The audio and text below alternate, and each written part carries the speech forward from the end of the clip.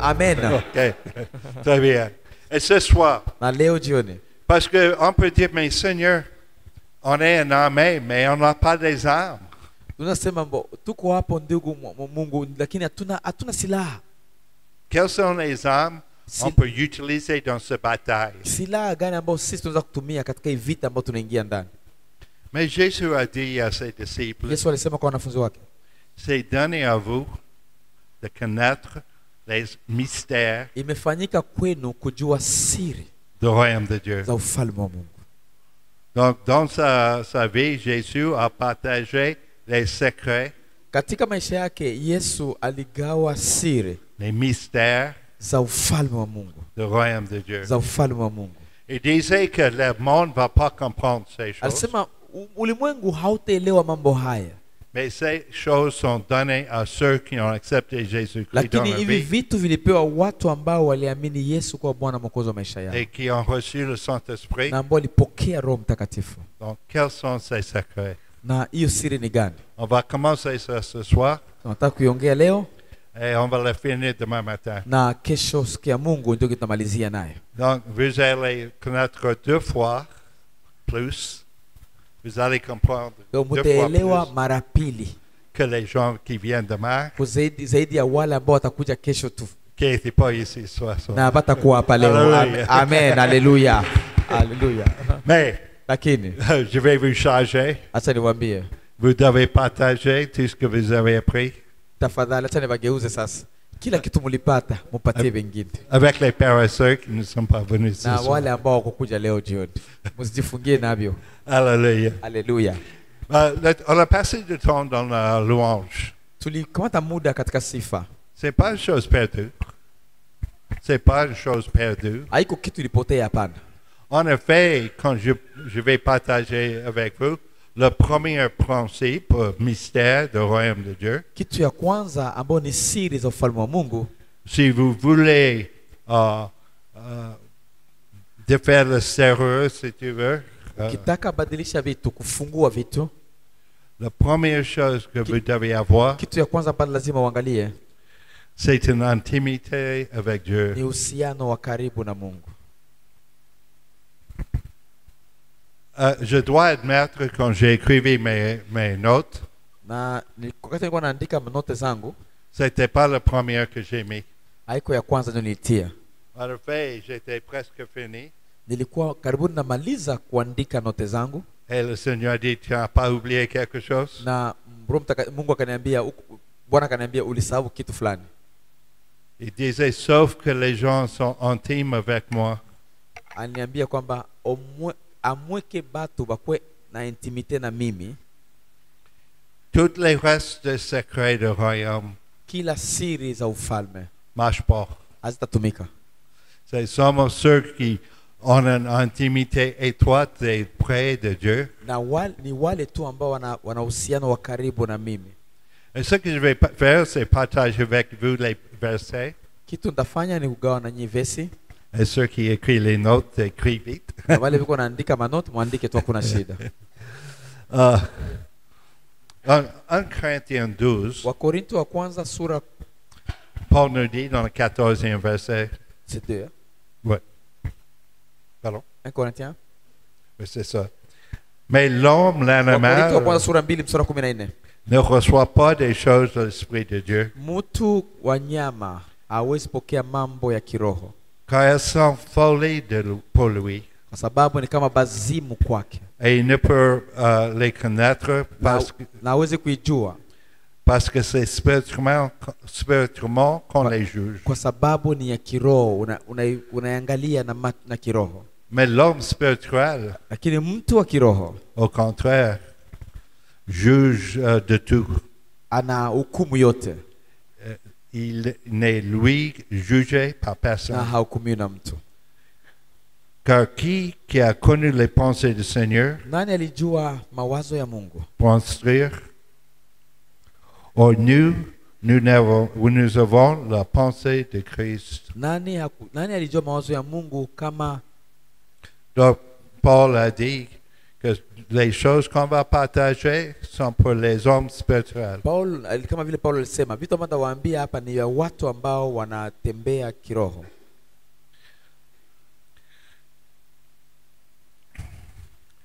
Écoutons ces versets. Psaume 63. Zaburi 63 mstari wa kwanza, sikiliza hii nayo. C'est David. Ni Daudi anasema. Il dit, Dieu, je te cherche. Ase Mungu nakutafuta. Mon âme a soif de toi. Moyo wangu unakuhitaji. Nafsi yangu inakuhitaji. Mon corps soupire après toi. Aseme roho yangu inakutafuta. Dans une terre aride, desséchée sans l'eau. Wakati udongo nakauka, natafuta maji yako. Ainsi je te contemple dans le sanctuaire. Ndio maana nakuangalia katika hekalu. Pour voir ta puissance et ta gloire. Kuangalia utukufu wako na nguvu zako. Car ta bonté vaut mieux que la vie. Kwa sababu wema wako ni uzuri kuzidia maisha. Mes lèvres célèbrent tes louanges. Kinywa changu kinatangaza sifa zako. Qu'est-ce qu'on a fait ce soir? Tulifanya nini jioni ya leo? On a loué le Seigneur. Tulikuwa tunasifu Bwana. C'est la première étape Ni hatua ya kwanza pour entrer dans une intimité ya avec Dieu. kuingia katika uhusiano wa karibu na Mungu. Donc la louange est jamais une chose perdue. Sifa na maabudu sio kitu inaribika bure. Nos âmes ont besoin de louer le Seigneur. Nafsi zetu zinahitaji kuabudu Mungu, kusifu Mungu. David a parlé de contempler le Seigneur. Daudi alisema namna gani kuangalia Mungu. Ça c'est de ne pas avoir les idées lointaines de lui, Sio kuwa na mawazo ya mbali yake, hapana. mais d'aller dans les cours de son trône. Ni kufuata gisi anavyokuwa kwa karibu. Vous mettez à ses pieds Unajitia kwa miguu yake. et vous regardez son visage Na unaangalia uso wake. et vous adorez le Seigneur. Na unaabudu Bwana. C'est l'intimité avec Dieu. Ile ni uhusiano wa karibu na Bwana. Et c'est le premier mystère du royaume Na de Dieu. hiyo hakika ni ya kwanza, ni siri ya kwanza ya ufalme wa Mungu. Sans l'intimité avec Dieu, Bila uhusiano na Mungu, rien autre marche. hakuna ingine tatembea, vitatembea. Les psaumes sont pleins de ces versets comme ça. Zaburi ziko na vitu vingi, vesi nyingi ambazo zinaeleza namna hii. Psaume 1, 2. Zaburi sura ya kwanza mstari wa pili. Je trouve son plaisir dans la loi d'Éternel. Napata furaha yangu katika sheria zake. Qu'il la médite jour et nuit. Na ambapo niko natafakari mchana na usiku. Il parle la parole de Dieu. Alikuwa anasema neno la Mungu. Et il dit qu'il veut méditer la parole de Dieu. Sana tafakari neno la Mungu Le jour usiku et la nuit. na mchana. Est-ce que nous faisons ça? Je, sisi tuko tunafanya hivyo? Parce que c'est une autre étape dans l'intimité avec Dieu. Ni ingine hatua katika kusogelea uhusiano wa karibu na Bwana. Quelquefois, les gens disent, mais j'entends rien de Dieu. Watu anasema asisikia kitu kutoka Mungu, mimi hata kimoja asisikie. Et je pose la question, est-ce que vous lisez la Bible? Kisha nauliza, je, unasomaga Biblia?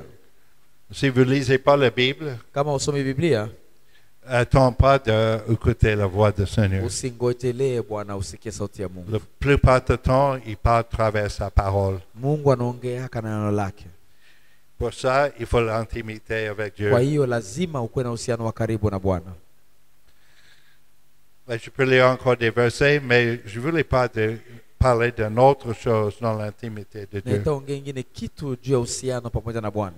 Et vous n'allez pas forcément apprécier ça. Na hii hautaipenda sana. Quelquefois, on se demande pourquoi on a les troubles qui viennent dans nos vies. Sama tunajiuliza kwa nini kuna shida magumu inaingia katika maisha yetu? Pourquoi Dieu a laissé que ces choses arrivent? Kwa nini Mungu alituachia vitu vibaya vinatufikia, vitu vibaya? Unajiswali maswali mengi. Kwa nini Mungu aliachilia mabaya mpaka inifikie? Vous voyez, ma femme a souffert beaucoup quand je l'ai quittée. Acha nibambie, mke wangu ambaye mnaona hapo aliumia sana wakati niliachana naye miaka 18. J'étais cruel quand je l'ai Ni quittée. kama vile nilikuwa muuaji wakati niliachana naye. Et depuis que je suis revenu, na wakati niliporudi je demande pardon, naombaka msamaha. mais je demande vraiment pardon pour l'avoir fait tellement mal. Pardon. Je demande vraiment pardon pour le mal que je l'ai fait. Na namwambia kila siku anisamehe kwa makosa ambayo nilifanya. Vous savez ce qu'elle m'a dit? Unajua kitu ananiambiaka? Comment je peux être fâché Namna gani naweza kusirikia avec la personne qui m'a poussé dans les bras du Seigneur? na kwa nini nisirikie mtu mwenye alinisukuma niingie mapenzi ya Mungu? À cause de ce que j'avais fait, Kwa sababu vile vitu nilifanyaga mimi kumwacha, et ça n'excuse rien, na ajilombili msamaha, mais à cause de cette trouble dans sa vie, lakini ile shida ambazo zilimwingilia katika maisha yake, elle a trouvé la paix au pied de Jésus. alitafuta uso wa Bwana na akakaa chini ya miguu ya Bwana na ikamlepatia amani katika maisha yake. Alléluia. Amen. Elle a trouvé l'intimité avec Dieu. Unajua hiyo nayo ni inatusaidia kuwa karibu na Bwana. Avec cette intimité avec Dieu, Wakati unakuwa na hiyo karibu na Bwana, elle était capable de subir 28 ans na alikuwa na uwezo wa kungoya miaka 28 hata kama nilikuwa silagi kandarudiaka sans son mari. bila mume wake. Donc, quelquefois, quand les troubles arrivent, Unajua wakati mmoja, wakati shida zinatufikia, va au pied de Jésus, wende kumigulu ya Kristo, développer une intimité avec Jésus. endelea kuhusiana na Kristo. Et quand vous posez les questions, pourquoi ça m'arrive, Na ukianza kuuliza maswali, kwa nini hivi bila yananifikia magumu hivi, mateso yananifikia mpaka mwa hii ngazi hivi? quelquefois, Dieu simplement lève sa main, Sasa unakutanaka tu Mungu alitoa tu mkono yake tu anakuacha, la main de protection, mkono wake wa ulinzi, parce qu'il veut que les troubles viennent, kwa sababu anakuachia tu shida zinakufikia, parce qu'il veut que vous venez dans ses bras. lakini makusudi yake ni kwamba anataka kukokota katika mikono yake, akusogeze katika mapenzi yake. C'est pourquoi Dieu nous a créés. Ndio maana Mungu alituumba. Quand j'ai commencé ces enseignements, Wakati nilianza kufundisha juu ya mafundisho ya ufalme wa Mungu, je parlais quand Dieu a créé le monde. nilikuwa naongea jinsi Mungu aliumba ulimwengu. Il a créé le monde pour qu'il puisse avoir la communion avec nous. Aliumba kwa sababu awe na uhusiano na yeye. Et il cherche cette relation étroite avec Na nous yuko natafuta ile uhusiano wa karibu sana na yeye depuis ce temps-là. tangu ile wakati. Alléluia. Haleluya. Donc, la première chose, Kitu ya kwanza ça semble une petite chose, inafanana kitu kidogo, mais essentielle dans notre relation avec Dieu. lakini ya muhimu sana katika uhusiano wetu na yeye. C'est essentiel qu'on veut lutter cette bataille avec lui. Ni ya muhimu sana kama tunataka kupigana ile vita pamoja na yeye. Alléluia. Haleluya. Donc, la première chose, si vous voulez être dans le combat, dans le royaume, Kitu ya kwanza ukitaka katika vita katika ufalme huo, c'est examiner la condition de vos cœurs. ni kujaribu kuangalia hali ya roho yako. Est-ce que vous avez soif de lui? Je, uko na hamu ya yeye kabisa? Soif de le connaître plus? Hamu ya kumjua zaidi? Un go, un soupir, un désir d'être auprès de lui. Uko na hamu kabisa na nia kabisa ya kumtafuta?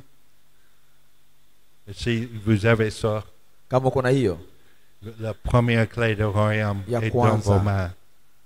Alléluia. haleluya.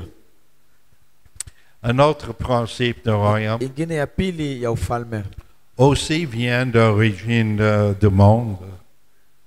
Un autre principe qui vient de où le monde a commencé. na hii nayo ilitoka kwa mwanzo kule ambapo ulimwengu ulianzia.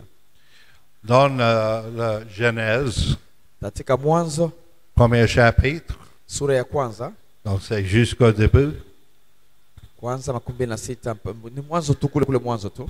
dans le 26e verset, Verse ya 26 ça dit, puis Dieu dit, asema, kisha Mungu akasema, faisons l'homme à notre image, tufanye mtu kwa mfano wetu, selon notre ressemblance, sawasawa na gisi tuko sisi, et qui domine sur les poissons de la na mer, ambaye atatawala juu ya samaki wa sur les baharini, oiseaux du ciel, juu ya ndege wa mbingu, sur le bétail, juu ya nyama, sur la terre, juu ya udongo, et sur tous les reptiles qui rampent. na juu ya kila kitu ambacho kinatembea juu ya udongo. Et Dieu crée l'homme dans son image. Na Mungu akafanya mtu kwa mfano wake. Dieu nous a créé de dominer ce monde. Mungu alituumba ili tutawale ulimwengu huu. Quand Adam et Ève ont péché, Wakati Adamu na Hawa walifanya dhambi, ils ont perdu la domination sur cette terre. balipoteza utawala duniani. Dieu a dit après le péché, Dieu a dit, Mungu alisema kisha kufanya dhambi, maintenant vous allez travailler la terre avec difficulté. mutatumika sasa udongo na shida. Vous allez travailler avec le sueur de vos fronts. Mutatoka jasho La vie va être difficile na itakuwa ngumu sana, parce que vous n'êtes plus les maîtres de ce monde. kwa sababu amuko tena watu ambao mnakontrole ulimwengu huu. Bon, si nous ne sommes plus les maîtres de ce monde, Sasa kama hatuko tena watu ambao tunatawala ulimwengu huu, qui a pris le pouvoir sur ce monde? nani sasa likamata uwezo kwa ulimwengu huu? Je dirais que ça a été le début du royaume de ténèbres. Na ningewaambia kwamba hakika ni kwamba ni ufalme wa giza. Parce que ce moment-là, tous les êtres humains Wakati huo kila mwanadamu n'appartenaient plus à Dieu.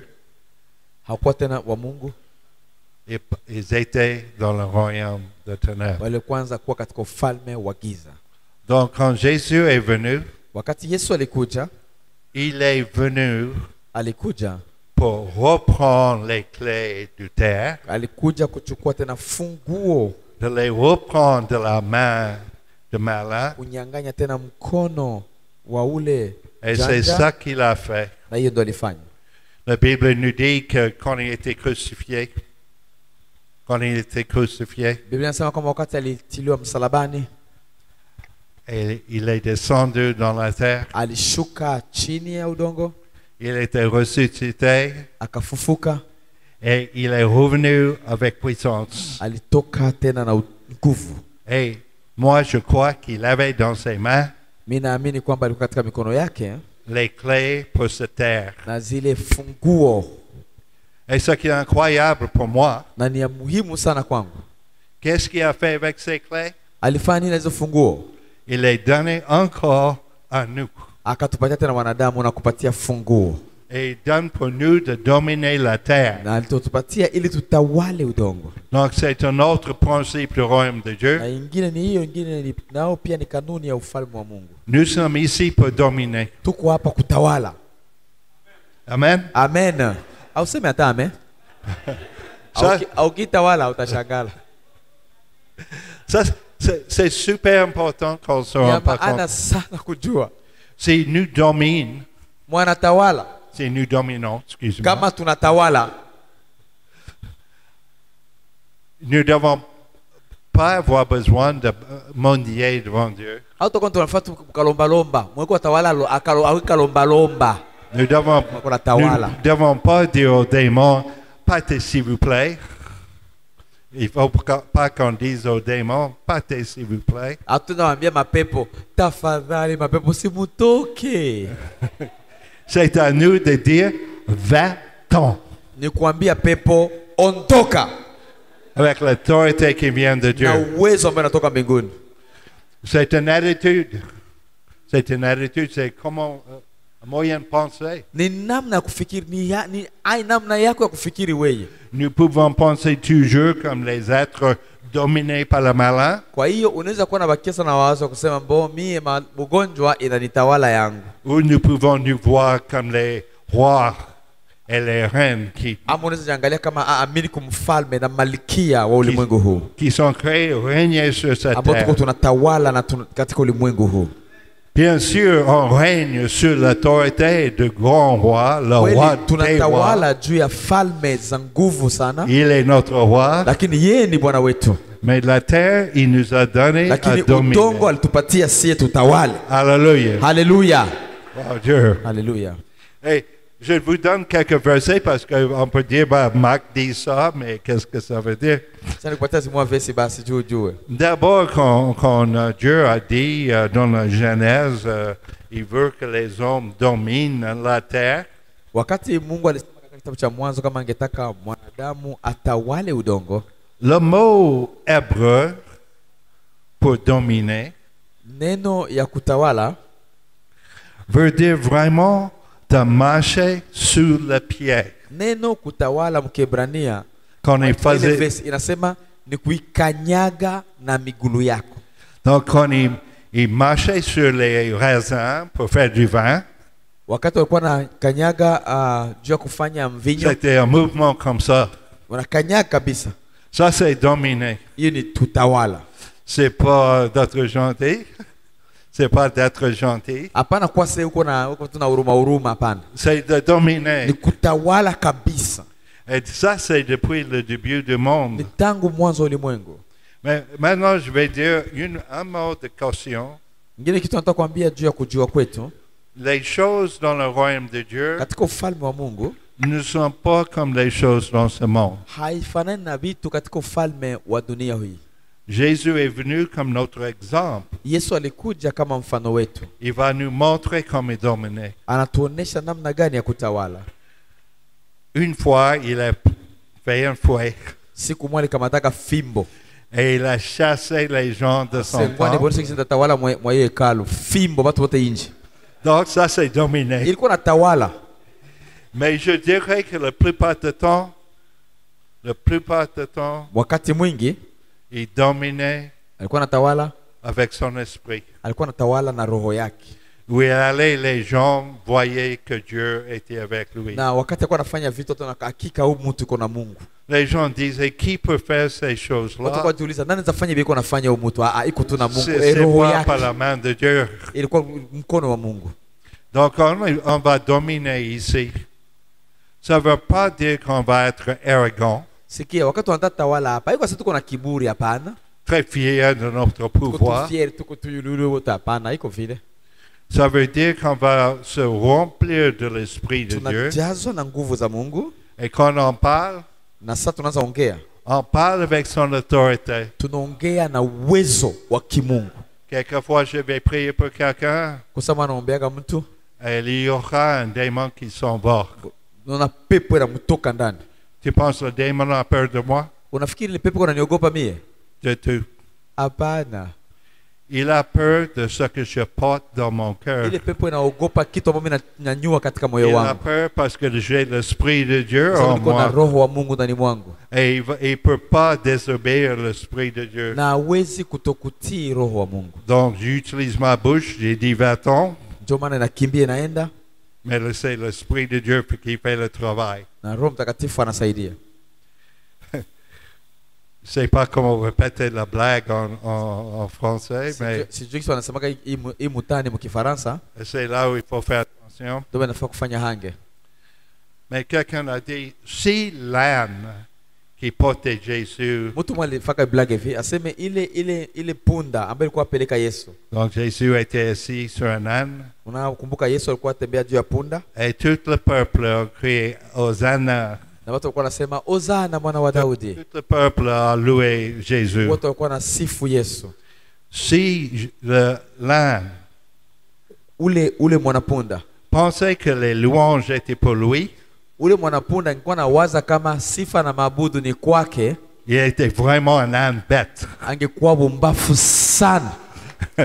Et les gens criaient parce que lui, il portait. Watu walikuwa wanalalamika sifa Hosana kwa Bwana kwa sababu yeye alikuwa ananyanyua mwana wa Adam. Il portait le roi des rois. Alikuwa ananyanyua mfalme wa wafalme. Hallelujah. Amen. Donc si on vient et on prie pour quelqu'un, il est Tukiombea guéri. mtu Il est guéri anapona, dans la gloire de Dieu. unasema sifa kwa Bwana. Toute la gloire à Dieu. C'est rien qui Patia revient Mungu à nous. tukufu, hapana weye. On est d'accord avec Muumbaji wa ça? miujiza, hapana weye. Hallelujah. Mutapona leo, hapana weye. Et on est ici pour dominer Tuko hapa kutawala. et pour gouverner avec Jésus. Na pia kuongoza pamoja na Mungu. Mutapona weye.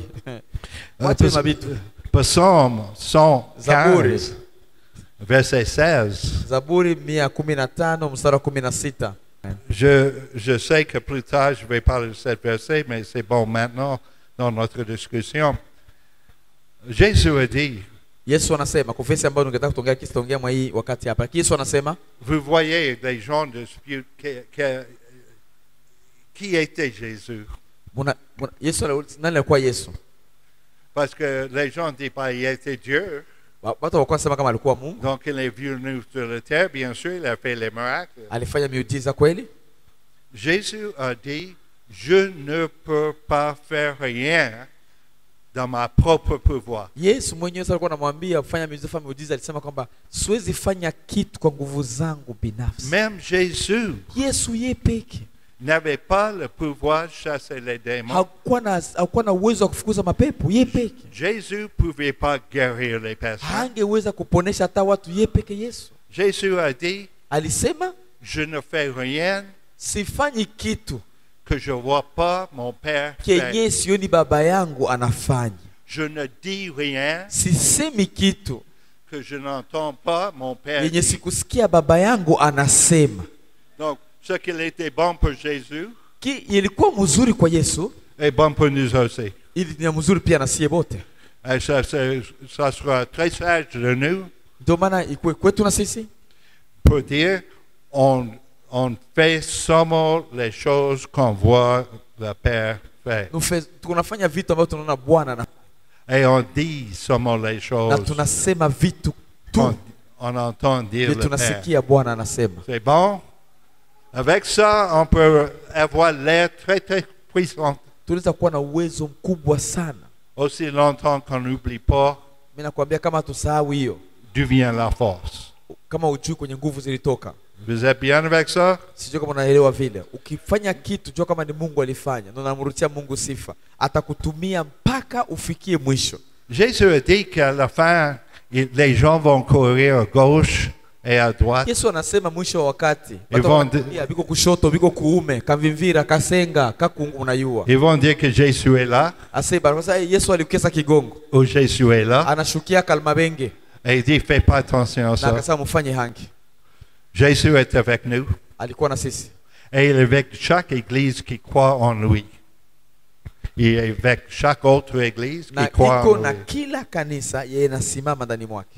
Mais c'est pas donné à un homme Lakini sio mwanadamu ou une femme ama mwanamke pour être le déposatoire, d'être le conteneur ili ama yeye ndio kwa na container ya Yesu, de la puissance de Dieu. yeye ndio kwa container ya Yesu, yeye ndio anapeleka tu container ya Yesu yeye tu. Le deuxième chapitre de Timothée, Timotheo wa pili sura 2, ou 2 Timothée, excusez-moi, Timotheo wa pili sura 2 verset 12, mstari wa 12, il dit, si nous persévérons, kama tukidumu nous régnerons aussi avec lui. tutatawala pia pamoja na yeye. Donc c'est pas Marc qui dit qu'on est fait pour régner. Sio mimi ndio nasema juu ya kutawala. C'est la Bible qui dit ça. Biblia inasema hivyo. Luc, deuxième chapitre 32. Luka sura 12 mstari wa 32. Ne crains point, Usiogope petit troupeau, nyinyi wadogo, car votre Père ili baba yenu a trouvé bon de vous donner le royaume. alifurahia kuwapatia ufalme. Alléluia. Haleluya. Donc c'est pourtant, quand quelqu'un vous parle, Ni kwako kama Mungu anakuongelea. demande la preuve de la Bible pour tous ceux qui Kama mtu disent. anakuongelea, mpatie mapreve ya maandiko. N'accepte rien qui vient pas de la Bible. Usimwambie kitu wala usitike kitu kitoke Biblia. Une des choses que Jésus a fait quand il est venu sur la terre, Kile kitu ambacho Yesu alifanya wakati alikuja duniani, il a fait les miracles. alifanya miujiza. Et ça, c'est un autre principe du Na royaume de hii Dieu. ni ingine kanuni ya ufalme wa Mungu. Parce qu'il nous a fait pour faire les miracles. Kwa sababu alituumba sisi ili tufanye miujiza. C'est un verset que je répète souvent ici. Na mimi napenda hiyo verse sana. Jésus a dit que tout ce que je fais, Kila kitu ninafanya, vous allez faire mtafanya. et encore plus. na mtafanya zaidi. Donc, les miracles, tous les miracles que Jésus a fait, Kila miujiza Yesu alifanya nous allons faire. tutazifanya Et il dit, on va faire encore plus que lui a tutafanya fait. zaidi, Parce qu'il va au ciel, kwa sababu anaenda mbinguni, il va nous envoyer le Saint-Esprit. atatuma Roho Mtakatifu Et on va être animé par le na Saint-Esprit. tutakuwa tunasukumwa na nguvu ya Roho Mtakatifu Alléluia. mpaka watuambie tuko balozi. Donc, ça, c'est un autre principe. Hii ni ingine mawazo. Et j'avais déjà parlé que Jésus dit, je fais seulement les choses que je vois faire mon Kwa Père. sababu Yesu anasema kwamba anafanya vitu tu Je vyenye dis naona seulement Baba les anafanya. choses que le Père dit. Nasema vitu ambavyo Baba anasema. Donc, je vais sauter, je ne vais pas répéter ça. Mais ça fait partie. Vous voulez savoir comment faire le miracle? Na ni ya muhimu sana kujua namna gani ya kufanya miujiza. Cherchez voir Dieu. Tafuta kwanza Mungu. Moi, quand je viens prier pour les gens, Nikiombea watu, je dis, Père, montre-moi ce que tu fais. nionyeshe Bwana vile uko nafanya. Et si je prie pour quelqu'un d'être guéri, Nikianza ombea mtu fulani, c'est parce que je pense que je vois la main de Dieu descendre kwa sur cette sababu naona personne. mkono wa na ufikiri naona mkono wa Mungu juu yake. Parce que c'est tout ce que je veux faire. Ile tu nataka kuona. Je veux faire les choses que je vois Nataka faire. kuona ile kitu Dieu. ambacho Bwana anafanya. Alléluia. Haleluya. En Jean le 5, 19, Yohana sura 5 mstari wa 19. Jésus a dit, en vérité, Yesu anasema vérité, kweli kweli, amini amini je vous le dis, nawaambia, le Fils ne rien ne peut rien faire mwana de hawezi lui-même. fanya chochote kwa yeye mwenyewe. Il ne fait ce qu'il voit faire au Père. Anafanya tu vile ambavyo anaona Baba anafanya. Et tout ce que le Père fait, le Fils aussi le Ile fait. ambayo anaona Baba na Ah, mwana ouais. naye anafanya. Alléluia. Haleluya. Le 21e verset dit, car le Père aime le Fils Versi ya 12 nasema kwa sababu Baba anapenda mwana et il lui montre tout ce qu'il fait. na anamuonesha kila kitu ambacho anafanya. Il lui montrera des œuvres plus grandes Anamuonesha que celles-ci, zaidi ya ile afin que vous soyez dans l'étonnement. ili Donc, ça c'est mshangae. un secret pour le royaume de Dieu Ili et les miracles. Faisons les miracles. ni kufanya pia miujiza. Est-ce que vous pensez qu'on peut voir ce que Dieu fait? Je, mnawaza kama mnaweza ona vile Mungu anafanya? Je vous donne une histoire qui était dans 2 Rois, 6e chapitre. Ce qui est arrivé, c'est que le roi de Syrie, Mfalme wa Syria il a envoyé une armée contre Israël. aliona jeshi, Et l'armée est arrivée avec les chars, les chevaux aliona gesi et inazungukwa tous les soldats. na jeshi kubwa sana, Et mashevali ça entourait la ville. ilikuwa nazunguruka mji, Et le serviteur de prophète na kisha watumishi wa mtume se, wa nabii se réveillait, il voyait l'armée qui entourait la ville. nao wakaangalia wakaona jeshi kubwa, Et il demandait, oh, mon Seigneur, comment ferons-nous? wakasema Mungu wangu, Bwana wangu, tutafanya namna gani? Et le prophète a dit, Na nabii akabambia que ceux qui sont avec nous wale ambao wako na sisi sont plus grands que le nombre que ni ceux wengi qui sont avec sana eux. kuzidia wale ambao hawako na sisi. Comment il savait? Alijua namna gani? La réalité, c'était une grosse armée autour d'eux. Ukweli wa macho ni kwamba waliona jeshi linazunguruka, Mais la vérité qui vient de Dieu, lakini ukweli wa kutoka kwa Mungu elle les y voyait. macho haikuwa naona.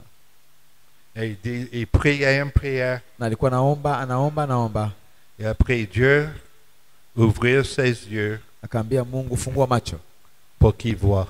ili aone. Et le serviteur, ses yeux étaient ouverts Na watumishi macho yakaonekana sur le monde spirituel. juu ya ulimwengu wa kiroho, Et là, il voyait, il vit la montagne pleine de na chevaux wakaona mlima kumejaa majeshi wengi et de chars de feu na mashar mkokoteni ambayo kuna moto autour d'Élie. ambayo wazunguruka Ça, Elisha. c'est la vérité de Dieu. Hiyo ni ukweli toka Mungu.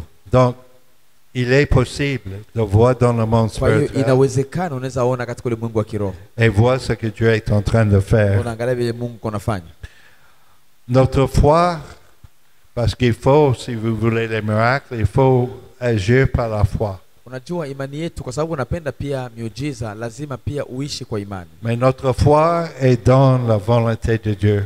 Imani yetu ni katika mapenzi ya Mungu. Nous croyons que Dieu va achever sa volonté sur Tunaamini la kwamba terre. Mungu lazima afikishe mapenzi yake duniani. Nous devons croire la vérité Ndio maana de lazima Dieu. tuamini ukweli wa Mungu. Les choses que dit la Bible, Vitu ambavyo Biblia inasema, les choses que dit les prophètes. vitu ambavyo manabii wanasema. Mais nous devons croire que Dieu va achever sa Na lazima volonté. tuamini jinsi Bwana anavitenda. Et il y a un autre élément, si on veut les miracles, Kuna ingine kitu juu ya miujiza. il faut attendre les miracles. Miujiza inafaa unaingoya. Est-ce que vous venez ici à l'église Je, esko unakujaga hapa kanisani? avec une vraie attente? Inafaa sio unakuja unakuwa na moyo wa kusema leo Mungu Voilà atatenda miracle maishani de mwangu, Dieu. Mungu atanigusa, Mungu atanitendea leo. Le jour que cette église vient avec une soif, Acha nikwambie, siku yenye kanisa hili watakia na hamu, anasema leo Mungu atatenda leo. un vrai enthousiasme. Kila mtu anakuja na moyo wa kusema leo niko nangoja kitu toka Mungu. Les gens viennent de l'église, viennent en disant, nous partons pas avant qu'on voit les miracles de Dieu. Unatoka, kila mtu anatoka kunyumba anasema leo tunaenda na miujiza leo ya Mungu leo. C'est essentiel. Ni ya muhimu sana. Quelquefois, les gens disent, mais il n'y a pas les miracles Sasa de mtu mon anasema église. mbona tuoni miujiza, mbona tuoni miujiza mkanisa? Et je pose la question, est-ce que vous attendez les miracles? Ulizo unaweza kuuliza wewe, eske ulikuwa na ngoja muujiza uipate? Il dit, mais non, parce qu'il n'y a pas. Hapana, siko na ngoja tu sikuiona. Et ma réponse, c'est, si vous n'attendez pas les miracles, Ukweli ni kwamba kama ungojelei kupata muujiza, il n'aura pas les miracles. hautaipataka. Donc, c'est un principe. Si vous voulez voir les miracles, il faut attendre les Kwa miracles. unataka pata muujiza, unakiwa unategemea naenda leo kupata muujiza wangu leo, haita na utaipata tu. Je dois dire que ça, c'est vrai dans toutes les choses. Hiyo ni kweli katika vitu vingi. Les gens disent que Dieu ne me parle pas. Watu wanasema oh, Mungu haiko ananiongelea. Est-ce que vous allez dans votre chambre Je, usheka la mshambre yako avec une attente d'entendre na uko nasema la leo voix Mungu de leo Dieu? mimi na wewe leo tutaongea, utaniongelea leo. Si vous faites ça, Dieu va vous parler. Ukifanya vile atakuongelea, lakini wewe ubifanyaki. Moi, j'ai expérimenté ça et j'expérimente ça toujours. Yeye kila mara anakuwa anavingojelea vile kila siku, kila wakati. J'ouvre la Bible. Nafungua Biblia yangu, anafungua et Biblia je dis, yake, ah, je suis excité. kisha anasema niko tayari. Dieu va me parler. Mungu leo Je ataniongelea. sais, il va me parler. Najua ataniongelea, niko na mungoya. Est-ce qu'il va me décevoir? Eske atakuvunja moyo? No. Sa mwanadamu? Hapana. Non. Jamais. Hapana. Un autre principe qui est encore dans les miracles, Ingine ambayo katika miujiza, la Bible nous enseigne Biblia inatuambia que notre voix sauti yetu est puissante. iko na uwezo mingi. Sauti yetu iko na uwezo mingi. Maneno yetu iko na uwezo mingi. Jacques dit que la voix et la bouche, la langue est comme un feu. Yakobo anasema kwamba lulimi ni kama moto. Ça peut avoir de puissance pour le mal. Inaweza kuwa na uwezo ya kufanya mabaya Si nous utilisons nos bouches kama tunatumia kinywa yetu vibaya pour critiquer les gens, kwa kukritike watu, pour répéter les calamités, kuenda kuna sengenya nyuma migongo ya watu. ça c'est un feu qui dévale. Iye ni moto yenye na choma. Ouais.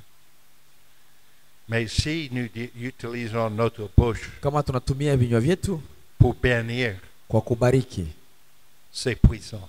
ni ya maana sana.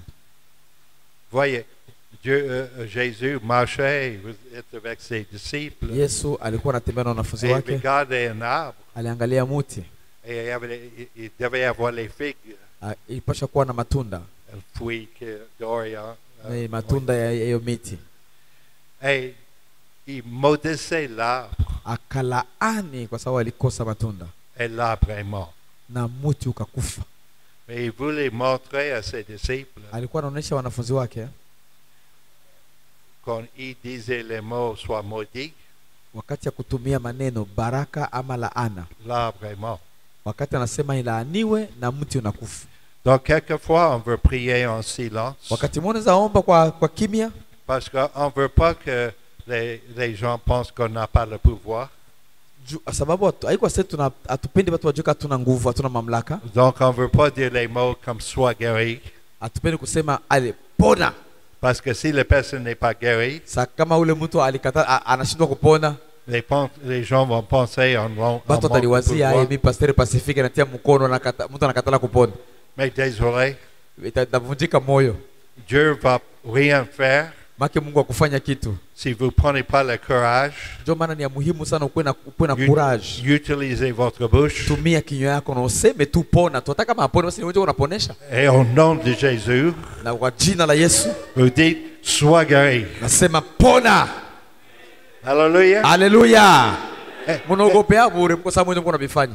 Et croyez-moi, si la personne n'est pas guérie, Kama mtu akupona, ne mets jamais la faute sur la personne. usitie sasa kosa yako kwa ule mtu mwenye akupona. Si je prie pour un malade et le malade n'est pas guéri, Nikiombea mgonjwa na mgonjwa akupona, je cherche plus d'intimité avec na Dieu.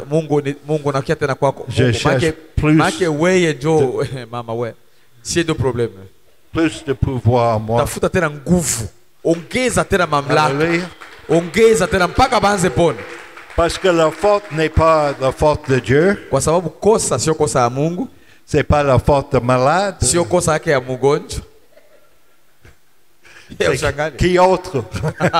OK? Mais voyons Hata niwaambie, que il y avait dans la Bible les places où Jésus est allé. kufasi kwenye Yesu aliendaka Biblia, Et la Bible dit qu'il n'a pas guéri beaucoup de gens. Biblia inasema akuponesha watu wengi. Donc Jésus aussi priait pour les gens Na Yesu alikuwa anaombea watu wengi wakuponaka. qui semblent n'étaient pas guéris. Watu wengi wakuponaka. Mais la question, ce n'est pas la fierté, notre orgueil d'avoir le pouvoir. Na si sasa ulizo sio kwamba tukwetu tunaonyesha tuko na uwezo ya mingi. Si vous touchez le cœur de Dieu Ukigusa roho ya Mungu, et vous sentez son amour ukihisi upendo wake pour la personne qui est kwa malade, mtu ambaye ni mgonjwa, je pense, comme vous dites, sois guéri. naamini kwamba unaweza mwambia pona La personne va être na mtu guérie. atapona. Alléluia. Haleluya. Quelquefois, on prie parce que c'est ça qu'on fait. Sasa tunaombaka juu vile vitakuwa tu. Moi, je pense qu'il faut toucher le cœur de Dieu. Naamini kwamba ifo kugusa roho ya Mungu. Ça fait partie de voir qu'est-ce que Dieu fait. Mmoja wao kuna vitu kama unaona Mungu Quand vous anafanya nini. ressentez l'amour, la passion que Unahisi Dieu a pour cette upendo wa personne, Mungu ndani mwako la puissance vient na avec uwezo unashuka et il y aura une guérison. na kutakuwa uponyaji. Alléluia. Haleluya. Je pense qu'on va arrêter là. Nataka Votre leo pasteur tufungia kwa sababu leo nisikia posho. va m'obliger de sortir d'ici. Ouais. Mais ça veut dire qu'il faut aller très vite demain matin. Kwa sababu kesho ni usubuhi. Unajua leo nisikia posho, tupende kukota sana ili kesho tuwe tayari kwa wakati. Merci pour votre Mungu awabariki attention. sana. Alléluia. Amen.